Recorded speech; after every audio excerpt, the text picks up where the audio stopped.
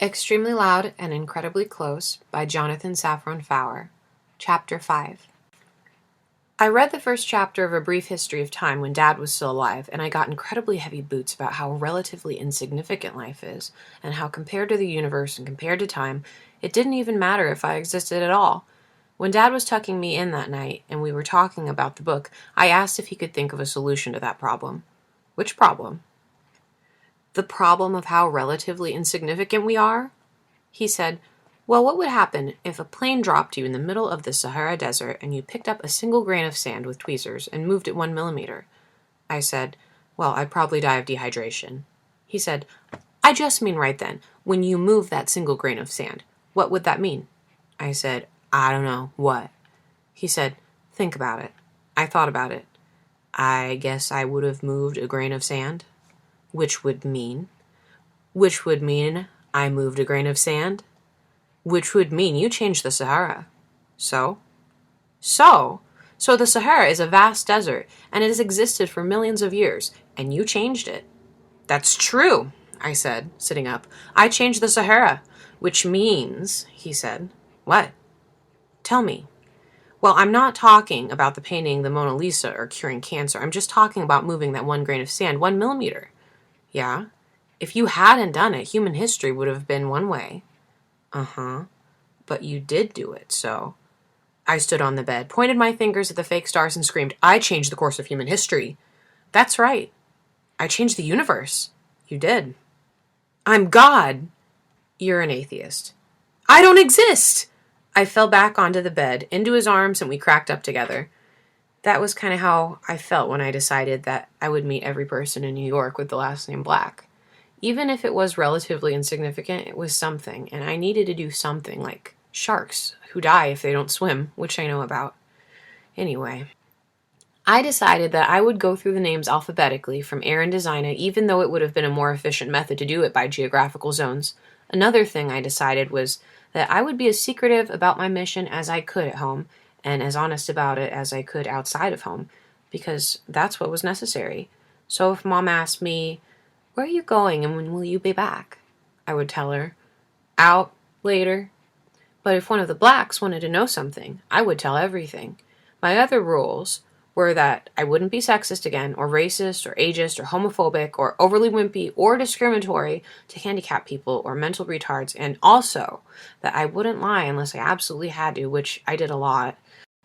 I put together a special field kit with some of the things I was going to need, like a Magnum flashlight, chapstick, some Fig Newtons plastic bags for important evidence and litter, my cell phone, the script for Hamlet, so I could memorize my stage directions while I was going from one place to another, because I didn't have any lines to memorize, a topographical map of New York, iodine pills in case of a dirty bomb, my white gloves, obviously, a couple of boxes of Juicy Juice, a magnifying glass, my LaRose pocket dictionary, and a bunch of other useful stuff. I was ready to go.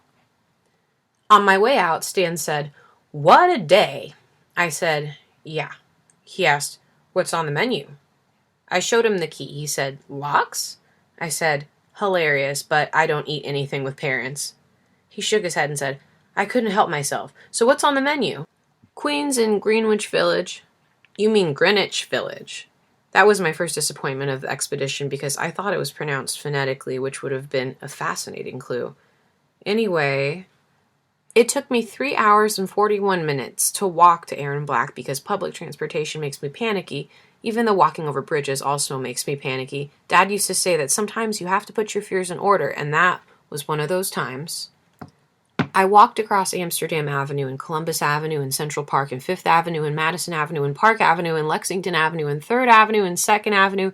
When I was exactly halfway across the 59th Street Bridge, I thought about how a millimeter behind me was Manhattan and a millimeter in front of me was Queens. So, what's the name of the parts of New York exactly halfway through the Midtown Tunnel, exactly halfway over the Brooklyn Bridge, the exact middle of the Staten Island Ferry, when it's exactly halfway between Manhattan and Staten Island, that aren't in any borough? I took a step forward, and it was my first time in Queens. I walked through Long Island City, Woodside, Elmhurst, and Jackson Heights. I shook my tambourine the whole time because it helped me remember that even though I was going through different neighborhoods, I was still me. When I finally got to the building, I couldn't figure out where the doorman was. At first I thought maybe he was just getting some coffee, but I waited around for a few minutes and he didn't come.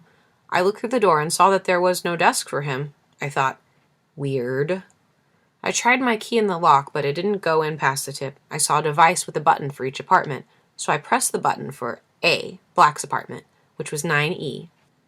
No one answered. I pressed it again, nothing. I held down the buzzer for 15 seconds. Still nothing. I sat down on the ground and I wondered if it would be overly wimpy to cry in the lobby of an apartment building in Corona. All right, a voice said from the speaker. Take it easy. I jumped up. Hello, I said. My name is Oskar Shell. What do you want? His voice sounded mad, but I hadn't done anything wrong. Did you know Thomas Shell? No. Are you sure? Yes. Do you know anything about a key? What do you want? I didn't do anything wrong. What do you want? I found a key, I said, and it was in an envelope with your name on it. Aaron Black? No, just Black. It's a common name. I know. And a color. Obviously. Goodbye, the voice said. But I'm just trying to find out about this key. Goodbye. But goodbye. Disappointment number 2. I sat back down and started to cry in the lobby of an apartment building in Corona. I wanted to press all of the buttons and scream curse words at everybody who lived in this stupid building. I wanted to give myself bruises. I stood up and pressed 9E again. This time the voice came out immediately. What do you want? I said. Thomas Shell was my dad. And? Was. Not is. He's dead. He didn't say anything, but I knew he was pressing the talk button because I could hear a beeping in his apartment, and also windows rattling from the same breeze that I was feeling at ground level. He asked, How old are you? I said 7 because I wanted him to feel more sorry for me, so he would help me. Line number 34. My dad's dead, I told him. Dead? He's inanimate. He didn't say anything. I heard more beeping. We just stood there facing each other but 9 floors apart. Finally he said, Oh, he must have died young. Yeah. How old was he? 40. That's too young. That's true. Can I ask how he died? I didn't want to talk about it, but I remembered the promises I made to myself about my search, so I told him everything. I heard more beeping and wondered if his finger was getting tired. He said, If you come up, I'll have a look at that key. I can't go up. Why not? Because you're on the 9th floor, and I don't go that high. Why not? It isn't safe. But it's perfectly safe here. Until something happens. You'll be fine. It's a rule. I'd come down for you, he said, but I just can't. Why not? I'm very sick. But my dad is dead. I'm hooked up to all sorts of machines. That's why it took me so long to get to intercom. If I could do it again, I would do it differently. But you can't do it again. I heard the voice saying, Hello? Hello? Please. I slid my card under the apartment building door and got away from there as fast as I could. Abby Black lived in number 1 in a townhouse on Bedford Street. It took me 2 hours and 23 minutes to walk there, and my hand got exhausted from shaking my tambourine. There was a little sign above the door that said the poet Edna St. Vincent Millay once lived in that house, and that it was the narrowest house in New York. I wondered if Edna St. Vincent Millay was a man or a woman. I tried the key, and it went in halfway, but then it stopped. I knocked. No one answered, even though I could hear someone talking inside, and I guessed that number 1 meant the 1st floor, so I knocked again.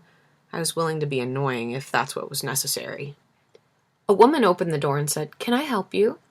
She was incredibly beautiful, with a face like Mom's, which seemed like it was smiling even when she wasn't smiling, and huge boobs. I especially liked how her earrings sometimes touched her neck. It made me wish all of a sudden that I'd brought some kind of invention for her so that she'd have a reason to like me. Even something small and simple like a phosphorus brooch. Hi. Hello. Are you Abby Black? Yes. I'm Oskar Shell. Hello. Hi, I told her. I'm sure people tell you this constantly, but if you looked up incredibly beautiful in the dictionary, there would be a picture of you. She cracked up a little bit and said, People never tell me that. I bet they do. She cracked up a bit more. They don't. Then you hang out with the wrong people. You might be right about that, because you're incredibly beautiful. She opened the door a bit more. I asked, Did you know Thomas Shell? Excuse me? Did you know Thomas Shell? She thought. I wondered why she had to think. No. Are you sure? Yes. There was something unsure about the way that she was so sure, which made me think that maybe she was keeping some sort of a secret from me. So, what would that secret be? I handed her the envelope and said, Does this mean anything to you? She looked at it for a while. I don't think so, should it? Only if it does, I told her. It doesn't, she told me. I didn't believe her. Would it be okay if I came in? I asked. Now is not really the best time. Why not? I'm in the middle of something. What kind of something? Is that any of your business? Is that a rhetorical question? Yes. Do you have a job? Yes.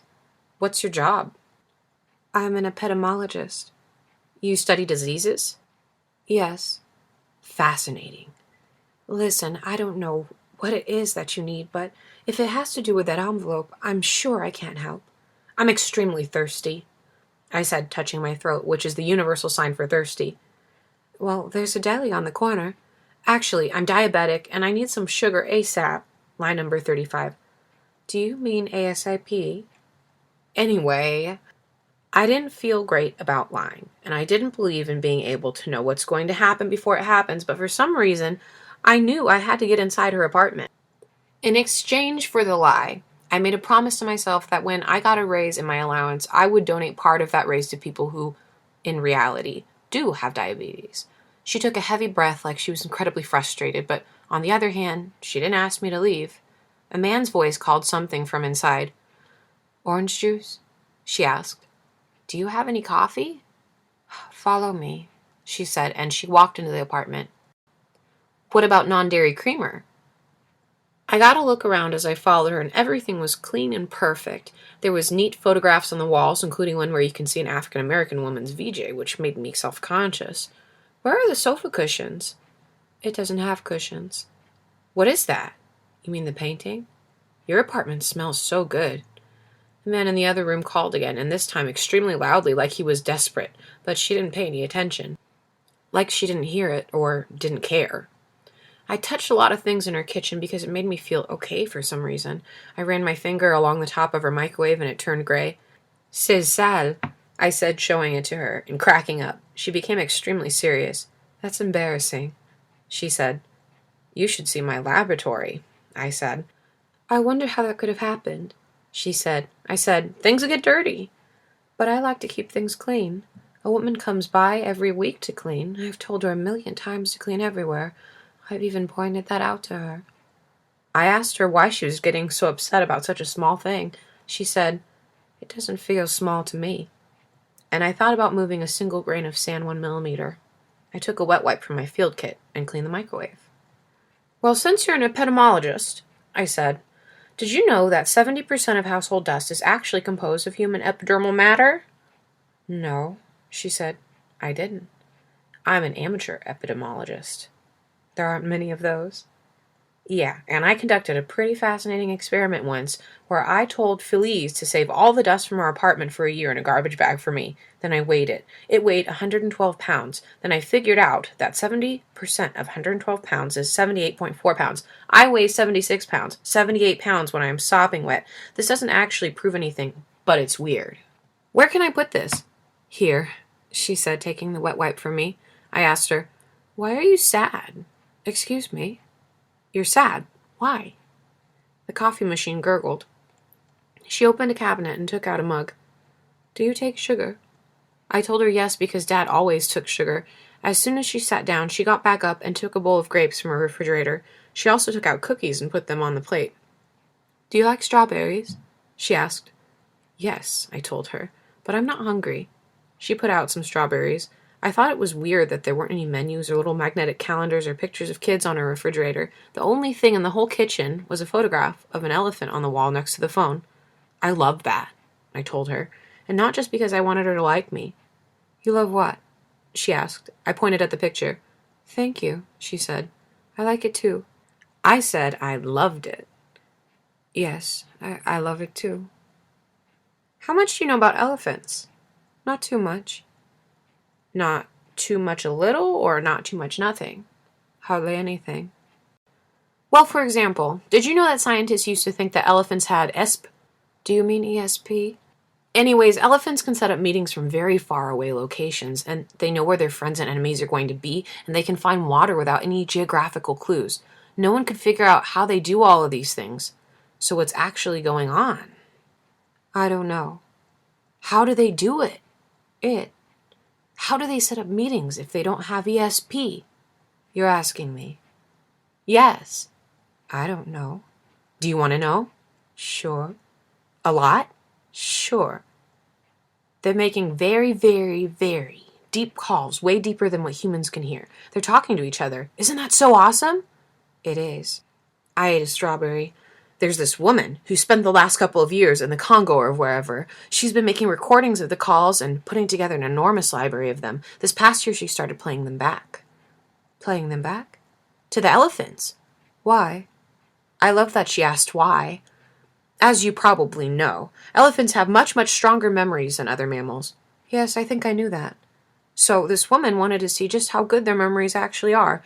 She'd play the call of an enemy that was recorded a bunch of years earlier, a call they'd only heard that once. And they'd get all panicky and sometimes they'd run. They remembered hundreds of calls, thousands. There might not even be a limit. Isn't that fascinating? It is. Because what's really fascinating is that she'd play the call of a dead elephant to its family members. And they remembered. What did they do? They approached the speaker. I wonder what they were feeling. What do you mean?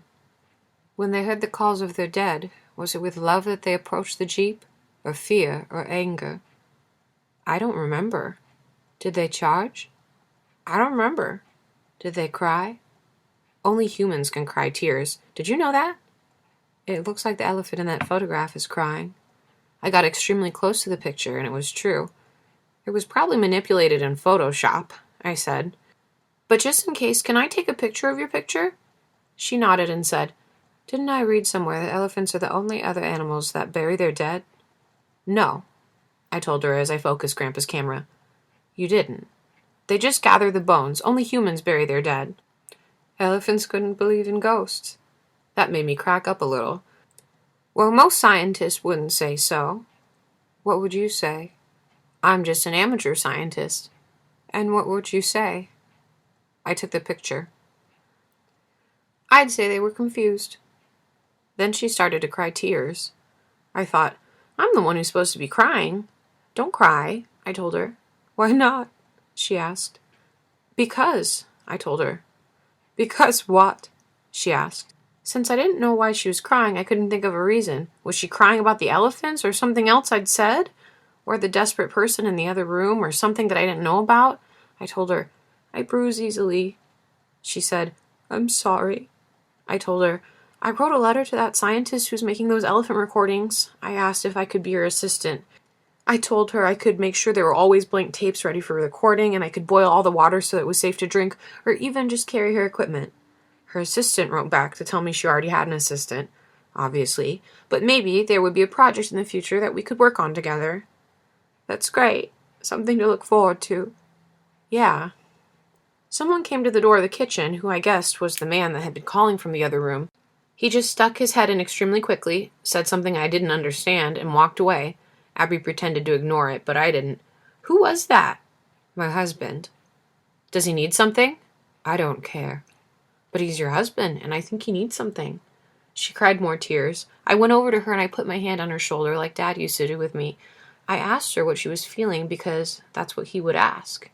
You must think this is very unusual, she said. I think a lot of things are very unusual, I said. She asked, How old are you? I told her 12, line number 59, because I wanted to be old enough for her to love me.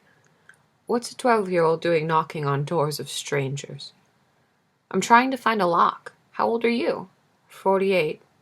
Jose, you look much younger than that. She cracked up through her crying and said, Thanks. What's a 48-year-old doing inviting strangers into her kitchen? I don't know. I'm being annoying, I said. You're not being annoying, she said. But it's extremely hard to believe someone when they tell you that. I asked, Are you sure you didn't know Thomas Shell? She said, I didn't know Thomas Shell. But for some reason, I still didn't believe her. Maybe you know someone else with a first name Thomas or someone else with a last name Shell? No. I kept thinking there was something she wasn't telling me. I showed her the little envelope again. But this is your last name, right? She looked at the writing, and I could see that she recognized something about it. Or I thought I could see it. But then she said, I'm sorry. I don't think I can help you. And what about that key? What key? I realized I hadn't even shown it to her yet. All of that talking about dust, about elephants, and I hadn't gotten to the whole reason I was there. I pulled the key out from under my shirt and put it in her hand. Because the string was still around my neck, when she leaned in to look at the key, her face came incredibly close to my face. We were frozen there for a long time. It was like time was stopped. I thought about the falling body. I'm sorry, she said. Why are you sorry? I'm sorry I don't know anything about the key. Disappointment number 3. I'm sorry, too. Our faces were so incredibly close. I told her, the fall play this fall is Hamlet, in case you're interested. I'm Yorick. We have a working fountain. If you want to come to opening night, it's 12 weeks from now. It should be pretty great. She said, I'll try. And I could feel the breath of her words against my face. I asked her, could we kiss for a little bit? Excuse me? She said, although, on the other hand, she didn't pull her head back. It's just that I like you, and I think I can tell that you like me. She said, I don't think that's a good idea. Disappointment number 4. I asked why not. She said, because I'm 48 and you're 12. So? And I'm married. So? And I don't even know you. Don't you feel like you know me? She didn't say anything.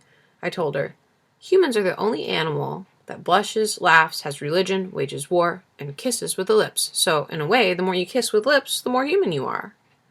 And the more you wage war? Then I was the silent one. She said, you're a sweet, sweet boy. I said, young man. But I don't think it's a good idea. Does it have to be a good idea? I think it does. Could I at least take a picture of you? She said, that would be nice. But when I started focusing Grandpa's camera, she put her hand in front of her face for some reason. I didn't want to force her to explain herself, so I thought of a different picture I could take, which would be more truthful anyway.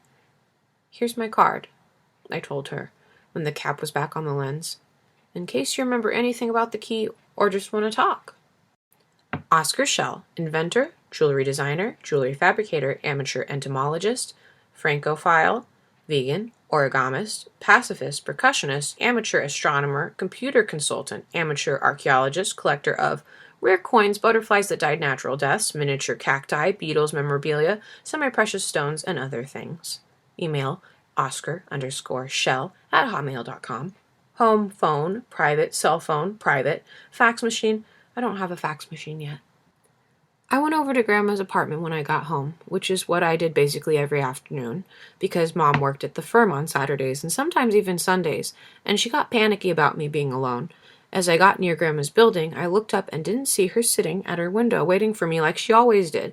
I asked Farley if she was there, and he said he thought so I went up the 72 stairs. I rang the doorbell. She didn't answer, so I opened the door because she always leaves it unlocked, even though I don't think that's safe because sometimes people who seem good end up being not as good as you might have hoped. As I walked in, she was coming to the door. It looked almost like she had been crying, but I knew that was impossible because once she told me that she emptied herself of tears when Grandpa left. I told her fresh tears are produced every time you cry. She said, anyway, sometimes I wondered if she cried when no one was looking. Oskar, she said, and lifted me from the ground with one of her hugs. I'm okay, I said. Oskar, she said again, picking me up with another hug. I'm okay, I said again, and then I asked her where'd she'd been. I was in the guest room talking to the renter. When I was a baby, Grandma would take care of me during the day. Dad told me that she would give me baths in the sink and trim my fingernails and toenails with her teeth because she was afraid of using clippers. When I was old enough to take baths in the bathtub and to know I had a penis and scrotum and everything, I asked her not to sit in the room with me. Why not? Privacy. Privacy from what? From me? I don't want to hurt her feelings because not hurting her feelings is another of my raisons d'etre. Just privacy, I said. She put her hands in her stomach and said, from me? She agreed to wait outside, but only if I held a ball of yarn, which went under the bathroom door and was connected to the scarf she was knitting. Every few seconds she would give it a tug, and I had to tug back, undoing what she'd just done, so that she could know that I was okay. She was taking care of me when I was 4, chasing me around the apartment like she was a monster, and I cut my top lip against the end of our coffee table and had to go to the hospital. Grandma believes in God, but she doesn't believe in taxis, so I bled on my shirt on the bus. Dad told me it gave her incredibly heavy boots, even though my lip only needed a couple of stitches, and that she had kept coming across the street to tell him, "It was all my fault. You should never let me around him again." The next time I saw her after that, she told me, "You see, I was pretending to be a monster, and I became a monster." Grandma stayed at her apartment the week after Dad died, while Mom was going around Manhattan putting up posters. We had thousands of thumb wars, and I won every single one, even the ones I was trying to lose. We watched approved documentaries and cooked vegan cupcakes and went for lots of walks in the park. One day I wandered away from her and hid. I liked the way it felt to have someone look for me, to hear my name again and again. "Oskar! Oskar!"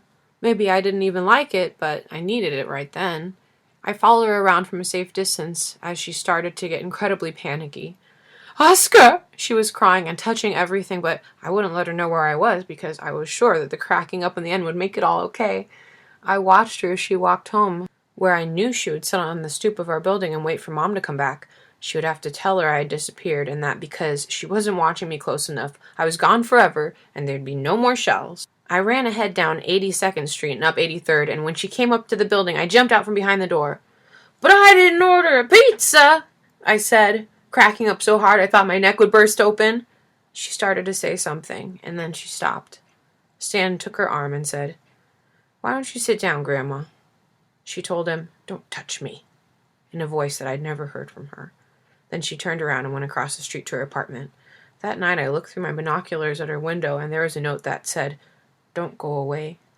Ever since that day, whenever we go on walks, she makes us play a game like Marco Polo, where she calls my name, and I have to call back to let her know that I'm okay. "Oskar, I'm okay. Oskar, I'm okay." I'm never exactly sure when we're playing the game and when she's just saying my name, so I always let her know that I'm okay. A few months after Dad died, Mom and I went to the storage facility in New Jersey where Dad kept the stuff that he didn't use anymore but might use again one day, like when he retired, I guess. We rented a car, and it took us more than 2 hours to get there, even though it wasn't far away, because Mom kept stopping to go to the bathroom and wash her face. The facility wasn't organized very well, and it was extremely dark, so it took us a long time to find Dad's little room. We got into a fight about his razor because she said it should go in the throwaway pile, and I told her it should go into the save it pile. She said, "Save it for what?" I said, "It doesn't matter for what." She said, "I don't know why he saved a $3 razor in the first place." I said, "It doesn't matter why." She said, "We can't save everything." I said, "So, will it be okay if I throw away all of your things and forget about you after you die?" As it was coming out of my mouth, I wished it was going into my mouth. She said she was sorry, which I thought was weird. One of the things we found were the old two-way radios from when I was a baby. Mom and Dad put one in the crib so they could hear me crying, and sometimes, instead of coming to the crib, Dad would just talk into it, which would help me get to sleep. I asked Mom why he kept those. She said, "Probably for when you have kids." What the? That's what Dad was like. I started to realize that a lot of the stuff he'd saved, boxes and boxes of Legos, the set of How It Works books, even the empty photo albums, was probably for when I had kids. I don't know why, but for some reason that made me angry. Anyways, I put new batteries in the two-way radios and thought it would be a fun way for me and Grandma to talk. I gave her the baby one so she wouldn't have to figure out any buttons, and it worked great. When I'd wake up, I'd tell her good morning, and before I'd go to bed, we'd usually talk. So she was always waiting for me at the other end. I don't know how she knew when I would be there. Maybe she just waited around all day. "Grandma, do you read me?" "Oskar? I'm okay." Over. "How did you sleep, darling?" Over. "What?" I couldn't hear that. Over. "I asked how'd you sleep." Over. "Fine," I'll say, looking over at her across the street, my chin in my palm. "No bad dreams." Over. $100. Over. We never have all that much to say to each other. She tells me the same stories about Grandpa again and again, like how his hands were rough from making so many sculptures, and how he could talk to animals. "You'll come visit me this afternoon?" Over. "Yeah, I think so." Over. "Please try." Over. I'll try. Over and out. Some nights I took the two-way radio into my bed and rested it on the side of the pillow that Buckminster wasn't on, so I could hear what was going on in her bedroom. Sometimes she would wake me up in the middle of the night. It gave me heavy boots that she had nightmares because I didn't know what she was dreaming about, and there was nothing I could do to help her. She hollered, which woke me up, obviously, so my sleep depended on her sleep. And when I told her, no bad dreams, I was talking about her. Grandma knitted me some white sweaters, white mittens, and white hats. She knew how much I liked dehydrated ice cream, which was one of my very few exceptions to veganism, because it's what astronauts have for dessert. And she went to the Hayden Planetarium and bought it for me. She picked up pretty rocks to give me, even though she shouldn't have been carrying heavy things, and usually they were just Manhattan sheesh anyway. A couple of days after the worst day, when I was on my way to my first appointment with Dr. Fine, I saw Grandma carrying a huge rock across Broadway. It was as big as a baby and must have weighed a ton, but she never gave that one to me, and she never mentioned it. Oskar, I'm okay. One afternoon, I mentioned to Grandma that I was considering starting a stamp collection, and the next afternoon she had 3 albums for me, and because I love you so much it hurts me, and because I want your wonderful collection to have a wonderful beginning, a sheet of stamps of great American inventors. You've got Thomas Edison, she said, pointing at one of the stamps, Ben Franklin, Henry Ford, Eli Whitney, Alexander Graham Bell, George Washington Carver, Nikola Tesla, whoever that is, the Wright brothers, J. Robert Oppenheimer. Who's he? He invented the bomb. Which bomb? The bomb. He wasn't a great inventor, she said. Great, not good. Grandma? Yes, darling? It's just that, where's the plate block? The what? The thing on the side of the sheets with the numbers. With the numbers? Yeah. I got rid of it. You what? I got rid of it. Was that wrong? I felt myself starting to spaz even though I was trying not to. Well, it's not worth anything without the plate block. What? The plate block! These stamps aren't valuable! She looked at me for a few seconds. Yeah, she said. I guess I heard of that. So I'll go back to the stamp shop tomorrow and get another sheet. These we can use for the mail. There's no reason to get another, I told her, wanting to take back the last few things I said and try them again, being nicer this time, being a better grandson, or just a silent one. There is a reason, Oskar. I'm okay. We spent so much time together. I don't think there's anyone that I spent more time with. At least not since Dad died, unless you count Buckminster. But there were a lot of people that I knew better. For example, I didn't know anything about what it was like when she was a kid, or how she met Grandpa, or what their marriage was like, or why he left. If I had to write her life story, all I could say is that her husband could talk to animals, and that I should never love anything as much as she loved me. So here's my question. What were we spending so much time doing if not getting to know each other? Did you do anything special today? She asked that afternoon I started my search for the lock. When I think about everything that happened from when we buried the coffin to when I dug it up, I always think about how I could have told her the truth then. It wasn't too late to turn around before I got to the place I couldn't come back from. Even if she wouldn't have understood me, I would have been able to say it.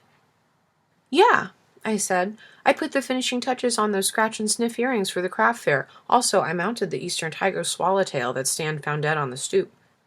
And I worked on a bunch of letters because I'd gotten behind on those. Who are you writing letters to? She asked, and it still wasn't too late. Kofi Annan, Siegfried, Roy, Jacques Chirac, E.O. Wilson, Weird Al Yankovic, Bill Gates, Vladimir Putin, and some other people. She asked, why don't you write a letter to someone you know? I started to tell her, I don't know anyone, but then I heard something. Or I thought I heard something. There was a noise in the apartment, like someone was walking around. What is that? I asked. My ears aren't $100, she said. But there's someone in the apartment. Maybe it's the renter? No, she said. He went off to a museum earlier. What museum? I don't know what museum. He said he'd be back later tonight. But I can hear someone. No, you can't, she said. I said, I'm 99% sure I can. She said, maybe it's just your imagination. I was in the place that I couldn't come back from. Thank you for your letter. Because of the large volume of mail I receive, I am unable to write personal responses. Nevertheless, know that I read and save every letter with the hope of one day being able to give each the proper response it deserves. Until that day, most sincerely, Stephen Hawking. I stayed up pretty late designing jewelry that night. I designed a nature hike anklet, which leaves a trail of bright yellow dye when you walk, so in case you get lost, you can find your way back. I also designed a set of wedding rings where each one takes the pulse of the person wearing it and sends a signal to the other ring to flash red with each heartbeat. Also, I designed a pretty fascinating bracelet where you put a rubber band around your favorite book of poems for a year, and then you take it off and wear it. I don't know why, but as I was working, I couldn't stop thinking about that day Mom and I were in the storage facility in New Jersey. I kept going back to it like a salmon which I know about. Mom must have stopped to wash her face 10 times. It was so quiet and so dark, and we were the only people there. What drinks were there in the Coke machine? What fonts were the signs in? I went through the boxes in my brain. I took out a neat old film projector. What was the last film Dad made? Was I in it? I went through a bunch of the toothbrushes they give you at the dentist and 3 baseballs that Dad had caught at games which he wrote the dates on. What were the dates? My brain opened a box with old atlases, where there were 2 Germanys and 1 Yugoslavia, and souvenirs from business trips like Russian dolls with dolls inside them with dolls inside them with dolls inside them. Which of those things had Dad kept for when I had kids? It was 2:36 a.m. I went to Mom's room. She was sleeping, obviously. I watched the sheets breathe when she breathed, like how Dad used to say that trees inhale when people exhale, because I was too young to understand the truth about biological processes. I could tell that Mom was dreaming, but I didn't want to know what she was dreaming about, because I'd had enough of my own nightmares, and if she'd been dreaming something happy, I'd have been angry at her for dreaming something happy. I touched her incredibly gently. She jumped up and said, "What is it?" I said, "It's okay." She grabbed my shoulders and said, "What is it?" The way she was holding me hurt my arms, but I didn't show anything. "Remember when we were in that storage facility in New Jersey?" She let go of me and lay back down. "What?" "Where Dad's stuff is, remember?" "It's the middle of the night, Oskar." "What was it called?" "Oskar!" "It's just that, what was the name of the place?" She reached for her glasses on the bedside table, and I would have given all my collections, all the jewelry I'd ever made, all the future birthday and Christmas presents, just to hear her say Black Storage, or Blackwell Storage, or Blackman, or even Midnight Storage, or Dark Storage, or Rainbow. She made a weird face, like someone was hurting her, and said, "Store-lot." I had lost count of disappointments.